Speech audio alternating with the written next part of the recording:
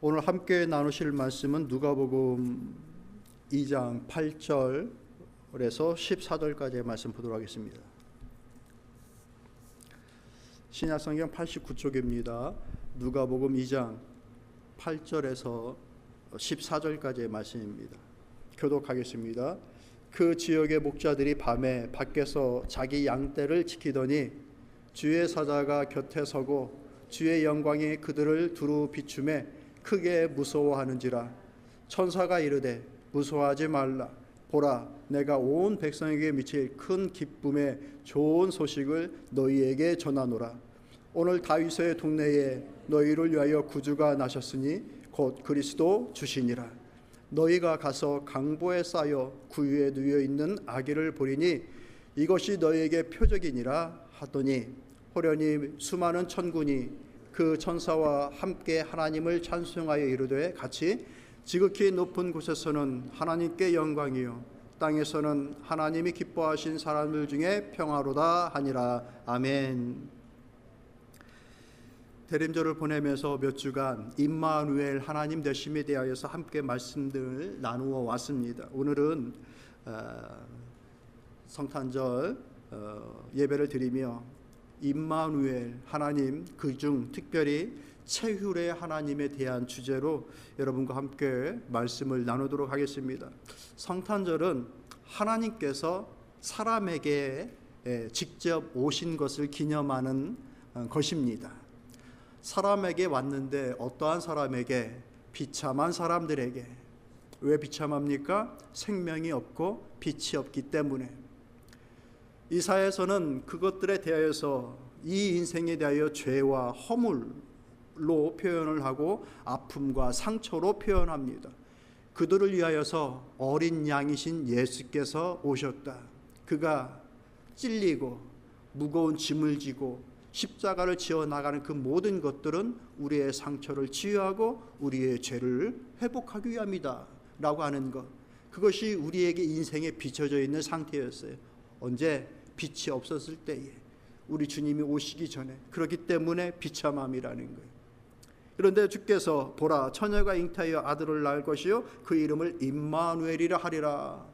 하나님이 우리와 함께 한다라고 하는 그 이름을 가지고 땅에 주께서 아들을 보낼 것이다 라고 말씀하신 거예요. 그것이 성탄이에요. 그것이 주님의 성육신이에요. 육체를 가지고 이 땅에 오신 것. 근데 어떻게 오시는가? 따라해 봅시다. 체휼하시러. 말씀이, 단어가 조금 많이 쓰는 단어는 아니에요. 근데 이 체휼이라고 하는 이 단어가 어떤 뜻이냐? 몸으로 직접 체험하여 불쌍히 여긴다라는 거예요. 우리가 누군가를 불쌍히 여긴다라고 할 때 자주 쓰는 단어는 동정입니다. 동정심. 불쌍하게 여겨지는 거. 가끔 그러잖아요, 권사님. 그죠? 불쌍하게 보이는 사람들이 있죠. 그런데 그 불쌍하게 보이는 그 사람들에게 선뜻 다가가지 못할 때가 많은 거예요. 왜? 내 능력이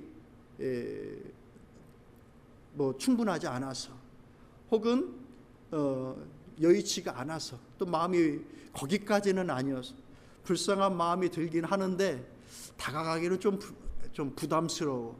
이런 것들이 있는 거죠. 이게 동정심이에요. 보통의 사람들이 이런 마음은 가지고 있습니다. 좀 안타까운 걸 보면은 마음이 좀 짠한 거, 조금 심하면 막 눈물도 나는 거, 그런 게 하나도 없으면 아주 마음이 굉장히 아주 강철 같은 분들이고, 보통의 마음들이 있어요. 근데 거기서 조금 더 나아가면 그들과 함께 하고자 하는 마음을 갖게 되고, 마음에서만 머무르는 것이 아니라 실제로 그것을 행동으로 옮기게 되는 경우들이 있습니다. 그것을 가리켜 체휼이라고 합니다. 내가 직접 그에게 가서 낮아지고 그와 함께 되어져 그를 위하여 무언가를 행동으로 옮기는 것. 그렇기 때문에 체휼하기 위해서 필요한 것이 공감과 낮아짐과 친히 그것을 위하여서, 그를 위해서 하는 행동이 필요해요. 우리 주님이 이 땅에 오신 것은 바로 그것 때문이에요. 저기 멀찍이서 불쌍한 마음만 갖고 있는 것이 아니라 직접 오셔서 사람의 몸을 가지고 다 경험하고 체험하면서 우리를 친히 알고자 하는 마음으로 오셨다라는 거예요. 우리 주님이 그런 분입니다. 그렇기 때문에 주님은 우리를 잘 아십니다. 믿으십니까? 저 사람 날 몰라. 이거 정말 모르죠. 우리는 서로를 잘 모릅니다. 아는 것 같아도 모르는 게 훨씬 많습니다. 그래서 그의 정확한 상황들을 알지 못하고 내 기준과 내 생각으로 판단하고 정지하는 경우들이 굉장히 많습니다. 잘 몰라요. 근데 다 안다고 생각하면서 하면은 큰 착각이죠. 근데 주님은 우리를 너무 잘 아시는 거예요. 왜? 우리를 체휼하셨기 때문에. 그 말씀이 오늘 이 본문 속에 나와 있는 거예요. 아주 분명하게 명확하게 잘 보여주고 있는 것입니다. 그분이 어디에 나십니까? 베들레헴 말 우리 외양간. 왜? 룸이 없어서. 그 인산부를 드릴 만한 룸이 없어서 그나마 바람 가릴 수 있을 만한 공간 찾아보니 마구간인 거예요. 거기 가서 애 낳는 거예요. 애를 낳았는데 애를 딱 이렇게 올려놓는 걸 뭐라고 해요? 요람이라고 합니다. 애가 이렇게 애 갓난 아이를 놓는 거. 그게 뭐예요? 구유. 구유가 뭐예요? 우유 비슷한 거예요? 여물통. 보셨어요? 예. 저 어렸을 때 여물통을 봤어요. 예. 외양간이 있는 집들, 소가 한겨울에 그 소죽을 끓인 그 여물을 막 먹습니다. 막 훅훅 하면서 허연 김을 막 훅훅 하면서 큰 혀를 가지고 하면서 막 이렇게 여물을 먹어요. 처묵합니다. 그걸 비슷하게 처먹는다고 하는지는 모르겠지만 아무튼 뭐 그냥 개걸스럽게 먹습니다. 그러다 보니까 그 여물통이 어떻게 됩니까? 깨끗한 여물통은 없어요.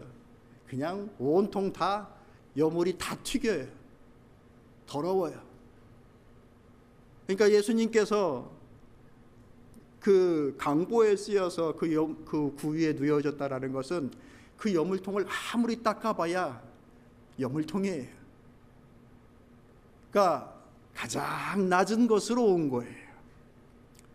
왕궁에서 태어난 것이 아니라 들판에서 양을 치던 목자들이 그 소식을 듣게 되어지고 외양간으로 달려와 이제 15절부터 나와 있는 말씀이 그 예고의 말씀을 이제 보는 거죠. 그 모습을 이제 직접 만나게 되는 거예요. 가장 귀한 그분이 가장 낮은 모습으로 이 땅에 오십니다. 왜 가장 낮은 모습으로 오셨을까요? 낮은 자만 체휼하시기 위해서요? 아니요. 낮은 자부터 높은 자까지 다 체휼하기를 원하시는 거예요. 사람이 높은 곳에만 있으면 낮은 사람들의 마음을 모릅니다. 그래서 적당히 경험하는 것도 나쁘지 않아요. 예. 지도자들은, 리더들은 훨씬 더 그러고요. 그러니까 다 편하고 다 좋은 줄 알면은 그 어려운 사람들의 입장을 모르는 것이죠. 근데 이 주님께서, 우리 주님께서 가장 낮은 곳에 오신 거예요. 자, 주님의 체휼의 시작이 바로 그처럼 낮은 곳에서 시작되어졌다라는 것입니다. 그래서 우리 주님은 우리를 너무나도 잘 아십니다. 어떤 우리 가장 낮은 곳에서부터 높은 곳에 이르기까지 우리의 모든 심정을 다 헤아리십니다. 왜 낮아지셨을까요? 높은 곳에 있으면 낮은 곳에 있는 것을 모르기 때문에, 낮은 뭔가 하나 되어지고 공감하기 위해서 필요한 것은 낮은 사람이 높아짐으로 공감을 이룰 수가 없어요. 왜냐하면 낮은 사람은 그 높은 지경을 이해를 못해요. 서로 동의를 안 하시는 것 같은데, 하나가 되어지려면 반드시 많은 사람, 높은 사람이 그 낮은 사람에게 맞춰야 하나가 되어져요. 여러분, 우리 가정을 한번 살펴볼까요? 우리 자녀들 한번 살펴볼까요? 부모의 사랑과 자녀의 존중, 존경, 어떤 게 더 클까요? 자녀들은 말도 못해요. 이거 뭔지도 모르기 때문에. 부모 사랑하는 거, 부모 섬기는 건 배워야 하나 조금 아는 거예요.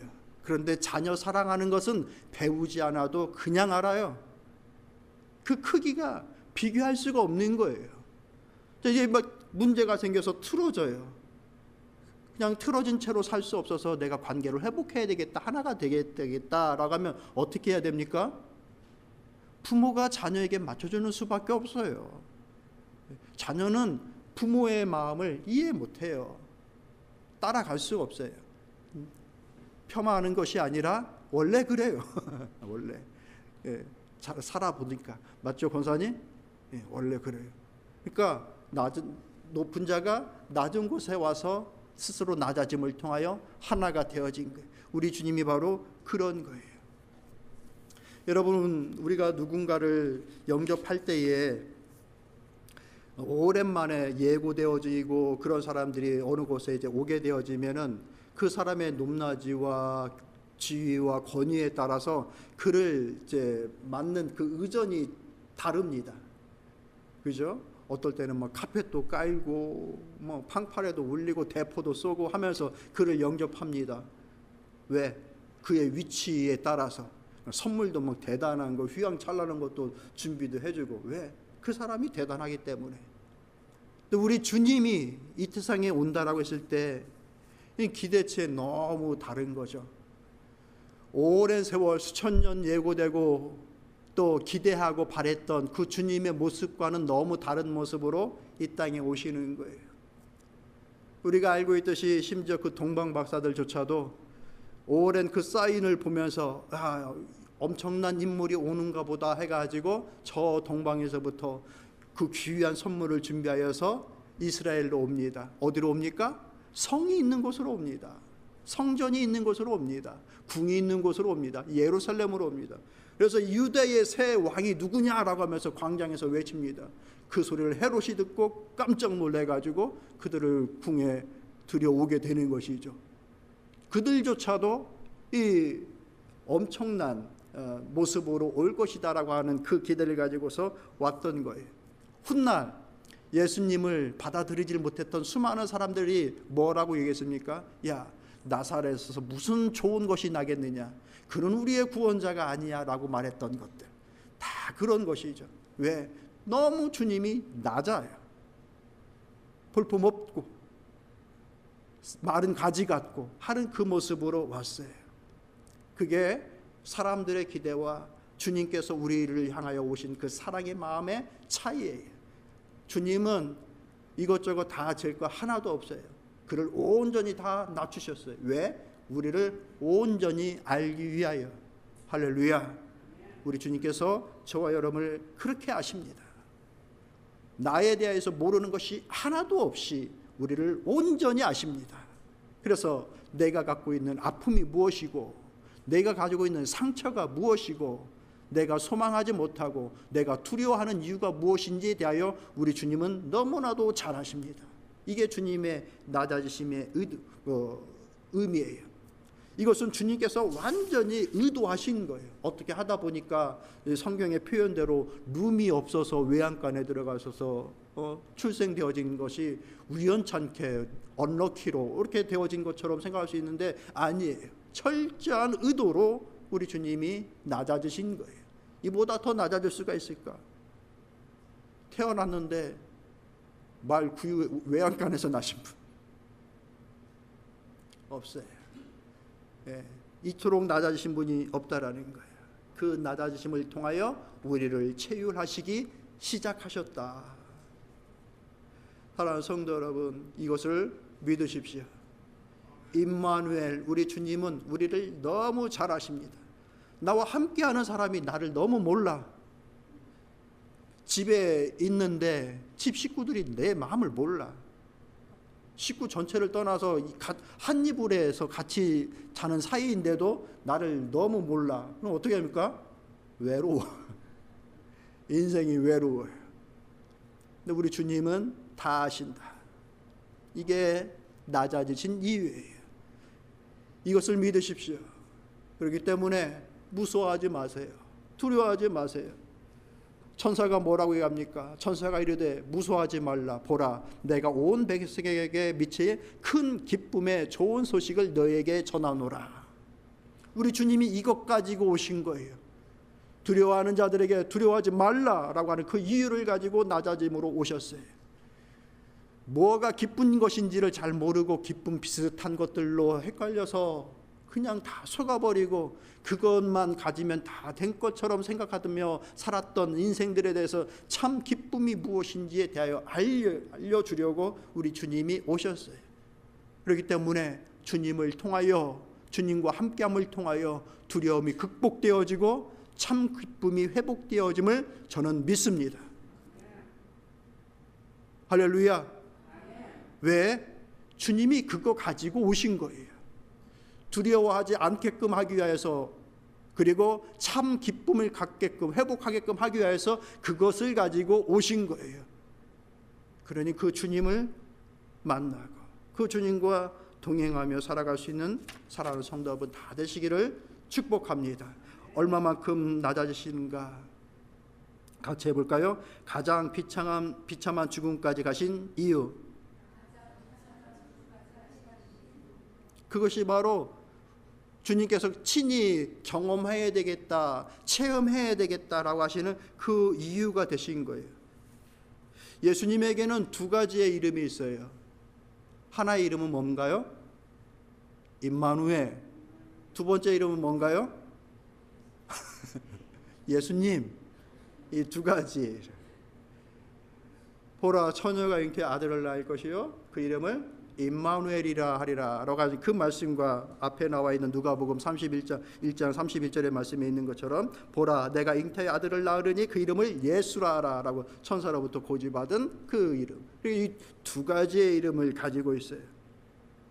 주께서 우리를 체휼하셨다라고 하는 관점으로 볼 때 이 두 가지의 이름은, 임마누엘은 우리의 아픔과 함께 하시는 그 하나님을 의미하는 거예요. 그렇기 때문에 나와 함께 하시는 임마누엘 하나님은 깨닫고 믿는 거예요. 두 번째 이름 예수 그리스도, 그 뜻은 무엇인가? 여호와가 구원하신다, 여호와는 구원자이시다라고 하는 그 뜻이에요. 그러니까 자기의 백성들을 저들의 죄에서부터 구원하실 그 메시아의 의미가 예수 그리스도예요. 그렇기 때문에 이 예수님의 이름은 그 상처를 치유하시는, 실제로 해결하시는 그 주님의 이름으로 우리가 받는 거예요. 같이 해볼까요? 임마누엘 하나님을 믿고 예수의 이름을 붙잡자.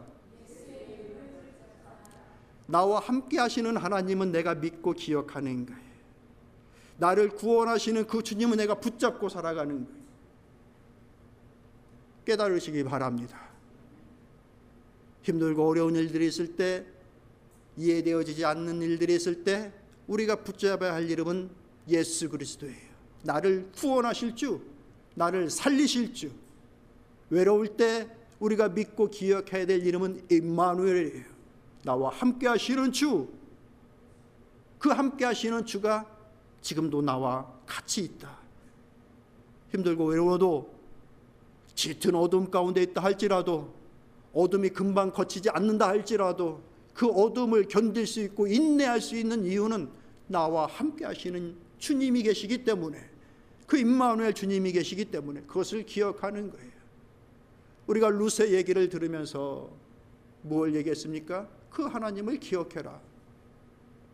만나게 하시고, 작은 이삭이라도 그 이삭 하나 겨우 그것으로 풀칠하려고 생각했던 그 루세에게 이삭이 아니라 다발을 얻게 하시고, 다발뿐만 아니라 보아스라고 하는 인물을 만나게 하시는 그 놀라우신 계획을 갖고 계시는 그 하나님을 기억해라. 그게 임마누엘이라. 짙은 어둠이죠. 어떤 어둠? 내가 이삭 주스로 나가야 되는 이 어둠. 이삭 아니면 내가 죽을 것 같은 이 어둠.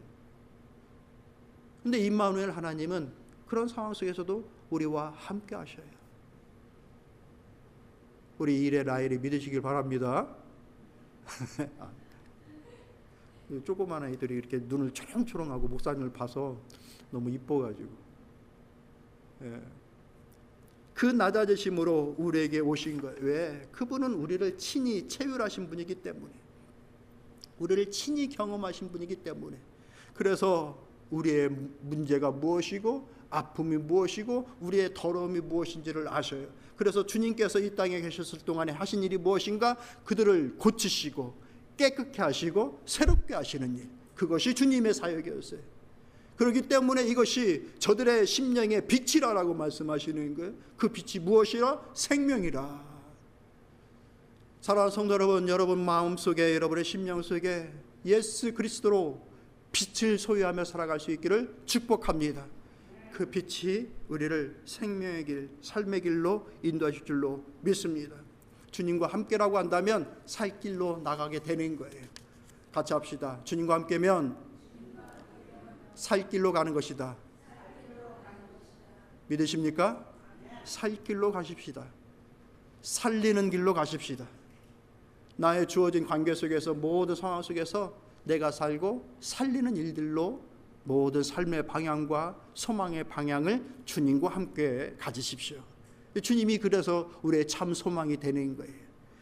이 체휼의 주님은 그럼 지금 무엇을 하시는가? 나시고 죽는 걸로 다 끝나셨는가? 아니요. 우리 말씀 한번 읽어볼까요? 로마서 8장 34절의 말씀 한번 읽어보십시다. 있습니다. 시작.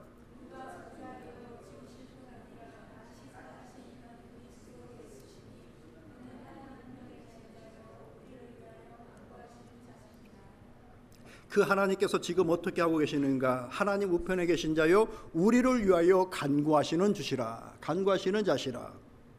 누구를 위하여? 우리를 위하여. 임마누엘을 경험하면서 우리가 가져야 될 개념이 있다라고 말씀을 드렸어요. 나의 하나님이 아니라 우리의 하나님이라고 하는가? 나의 생각을 쫓는 것이 아니라 우리의 개념을 통하여서 공동체를 세워나가고 지키고 우리의 성벽을 함께 지킴을 통하여서 나의 가정과 나의 아내와 나의 집이 안전케 되어지는 것. 느헤미야서에서 모든 귀족들과 민장들과 백성들이 하나가 되어져서 성벽을 재건하였다라고 말씀을 드렸어요. 민장이 누구예요? 공무원들.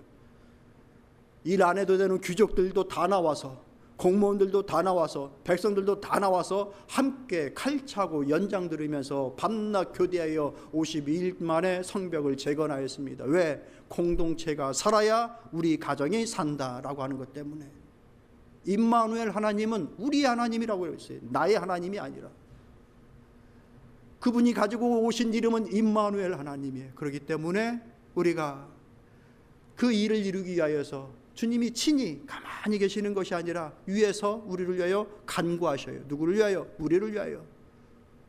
너를 위하여가 아니라 너희를 위하여, 너의 가정을 위하여, 너희 교회를 위하여 기도하신다는 얘기예요. 그 관점으로 우리가 같이 기도하는 거예요. 주님이 우리를 그렇게 인도하신다. 우리의 삶을 그렇게 이끄신다. 그러니까 나만 생각해서는 살아갈 수가 없는 거예요. 같이 합시다. 공동체를 함께 지킨다. 우리를 체휼하시는 그 하나님을, 우리와 함께 하시는 그 하나님을 내가 공동체를 지킴을 통해서 경험하는 거예요. 그 마음을 경험하는 거예요. 내 가정, 내 식구들, 내 성도들을 그 마음으로 행하면서 주님을 경험하는 거예요. 나도 그 일을 통하여 나도 평안케 되어지는 거예요. 우리 주변에는 아직도 어두움 가운데 무서워하고 기뻐하지 못하는 사람들이 참 많습니다. 아십니까? 그게 나예요, 이거예요? 그래, 나도 좀 비교적 그래도 좀 등 따뜻해 하고 덮을 입을 정도도 있고, 만족은 안 돼도 이 정도면 좀 괜찮지 않나 할 때가 가끔 있는 그런 때가 있는데, 우리 주변에는 아직 그런 것조차도 없고 참으로 두렵고 무섭고 기쁨이라는 것이 무엇인지도 모르는 그런 절망 속에 있는 사람들도 참 많습니다. 자, 그런 자들을 향하여서 우리가 체휼의 줄을, 체휼의 빛을, 성탄의 빛을 비추는 것, 그것이 전도예요. 그게 복음을 증거하는 거예요. 그게 우리 예수 그리스도를 믿는 사람들이 부르심을 입은 우리에게 주어진 몫이에요. 그 체휼함을 통하여서 그 공동체를 살리고 그 이웃들을 살림을 통하여서 내 삶도 살아나는 것을 믿으시길 바랍니다. 이게 임마누엘 하나님을 섬기는 거예요. 나가 아닌 우리를 통하여서 하나님 앞에 나아가는 자세, 그게 우리가 사는 자세인 거예요. 그런 게 어디 있습니까? 나만 잘 살면 되지. 저 게으름뱅이들, 꿈도 꾸지 않는 저 나약한 사람들, 저 사람들이 무서워하며 살건 기쁨이 없이 살건 나와 무슨 상관입니까? 라고 하면은 나 혼자 잘 살 것 같죠. 그런데 그렇게 되지가 않아요, 성도 여러분. 그렇게 우뚝 섰을 때 우리에게 존경이 오는 것이 중요한 것인데, 아무리 우뚝 서도 우리가 존경받지 못하고 비난받고 저주를 받는다고 한다면 그 인생 성공 아니라고 저는 생각합니다. 저는 누누이 여러분과 함께 말씀을 나눌 때 얘기하잖아요. 성취가 모든 성공으로 이어지는 것은 아니에요. 도둑놈들도 물건 많이 훔친 날은 놀라운 성취를 이룬 날이에요. 그런데 그게 성공은 아니에요. 깨달아지시죠? 많이 얻는다고 성공이 아니에요, 여러분. 성공은 공동체와 함께 이루어지는 일들인 거예요. 그것을 우리 주님이 우리에게 요구하고 계시는 거예요. 내가 아니라 그 체율의 주를 비추어라. 근데 신기하게도 그 공동체를 지켜나가는 삶을 통하여 느헤미야서에서 말씀하셨던 것처럼 성벽 안에서 내 가정과 내 아내와 나의 삶이 안정되게끔 하신다라는 거예요. 놀라우신 하나님의 일하심의 방법입니다. 이렇게 우리의 삶에 연관되어진 사람들이 있는데, 거기서 조금 더 나아가 우리가 무시할 수 없는 특별한 관계 속에 있는 사람들이 있습니다. 그게 누굴까요? 가족들입니다. 여러분의 가족들. 가족들 가운데 누구도 고독하게 인생을 살게끔 만들면 안 돼요. 아내가 고독하게 만들면 안 되고요, 남편이 고독하게 하면 안 돼요. 부부간에 서로를 위해주고 그 위함 속에, 서로를 위함 속에 가정이 든든히 세워져요. 하나님의 은혜가 임하게 되어져요. 자녀들이 혼자 그냥 다 크는 것이라고 생각하면 안 되는 거고, 육신적으로 서포트하는 것뿐만 아니라 그들의 정신과 신앙 속에 보다 나은 삶이 이어지기를 기대하는 마음으로 저들을 위하여 기도하는 부모, 또 이 자녀들은 그냥 부모가 원래부터 부모였는지 알고 원래부터 잘하는 사람들인 줄 알고 그냥 막 그렇게 하는데, 아니요, 나를 처음 키워보신 거예요, 부모님들이. 이래 엄마 아빠가 이래를 처음 키워보는 거야. 그렇기 때문에 그 마음을 헤아려 보는 거예요. 우리 가족, 우리 엄마, 우리 아빠, 우리 식구라고 하는 마음 속에서 하나님의 놀라운 은혜가 그 자리에 임하는 거예요. 성도, 나만 잘 믿으면 되지, 이게 아니에요. 옆에 있는 성도, 그것을 서로 간에 바라봄을 통하여서 주의 몸된 교회가 건강해지는 거예요. 나만 생각하면 쉬울 수 있어요. 왜? 다 끊어내버리고 내 편한 대로 하면 되니까. 그건 아주 가장 편한 방법인 것이죠. 그런데 우리를 생각하면 참 괴로운 것들이 많은 거예요. 그런데 신기하게도 함께 세워나가는 그 우리라고 하는 것을 통하여서 성벽 안쪽에서 평안함을, 안전함을 얻게 되어지는 거예요. 또 어떤 관계가 있습니까? 스승과 제자라고 하는 관계가 있습니다. 여러분, 우리가 일평생 살아가면서 맨날 스승일 수도 없고 맨날 제자일 수도 없습니다. 어느 시간이 지나면 어느 순간 나도 모르게 스승의 위치에 서게 됩니다. 누군가 나를 봐요. 긍정적으로 스승을 삼던 반면교사가 되어지던 누군가 나를 보면서 배워요. 아, 저렇게 살면 안 되겠구나. 아, 저렇게 살아야 되겠구나. 라고 하는 관계로 만들어져요. 그러니까 내가 스승의 자리에 있을 때, 혹은 내가 제자의 자리에 있을 때, 그 스승과 제자의 자리를 통하여, 그 관계를 통하여 얻게 되어지는 것이 무엇이고 하나님의 선하신 뜻들이 무엇인지를 깨달아 알아가는 그 마음의 자세가 체율의 주께서 우리를 통해서 이루고자 하시는 그 선한 뜻들이 실현되어지는 과정이 되어지는 거예요. 말씀을 정리하도록 하겠습니다. 임마누엘 하나님에 대하여 마지막 이번 올해 마지막 설교를 했다는 얘기예요. 마지막 메시지를 여러분과 함께 나눴습니다. 임마누엘의 최종적인 목표는 무엇인가? 체율이에요. 우리를 알기 위해서 함께 하시는데 우리를 하나도 몰라준다고 한다면 그 무슨 의미입니까? 근데 임마누엘 되셔서 그 하나님이 우리를 완전히 아시는 거예요. 가장 낮은 자리로 오셔서 나의 모든 것을 다 아시는 거예요. 좋은 것도 부족한 것도 나쁜 것도 다 아시는 거예요. 그 낮은 자리에서 우리를 온전히 이끌어 우리를 구원하십니다. 가장 비참한 죽으심을 통하여 우리의 모든 것들을, 아픔과 상처와 죄악을 해결하십니다.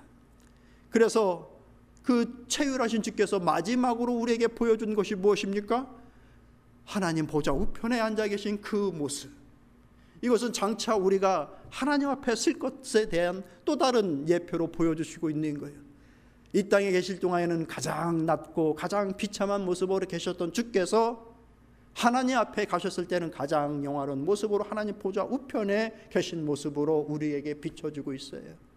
세상의 모든 것들이 아무리 아름답다 하더라도 다 형용할 수 없는 하나님의 나라가 있음을 저는 믿습니다.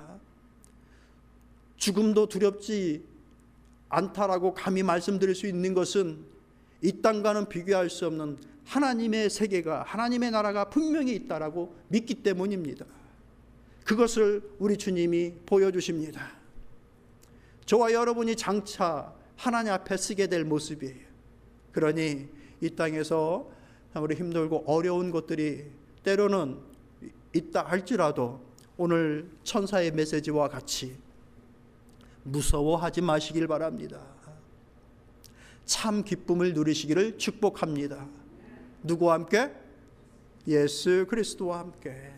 이게 성탄의 의미예요. 이 성탄절을 이 마음으로 맞이하며 진정한 기쁨과 소망과 평안을 누리시는 사랑하는 성도 여러분들 다 되시기를 축복합니다. 참 좋으신